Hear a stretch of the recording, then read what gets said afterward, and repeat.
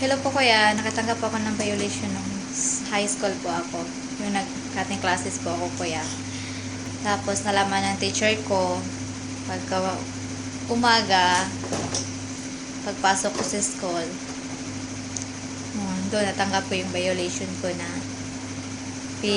habang lahat pumasok na sa school, ako lang yung nag-iisa na nag-ano ng mga kalat sa school campus, namumulot ng mga kalat. Syempre nakakahiya din kasi dalaga ka na, tapos ganyan.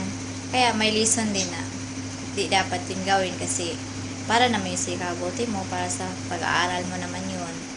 Kaya learn your mistake. Kaya yun na, isa lang yung one time lang nangyari yun na nagkaroon ako ng violation. Kaya dapat naman yun din ang ginawa kasi na ano pa din yung pagkakamali.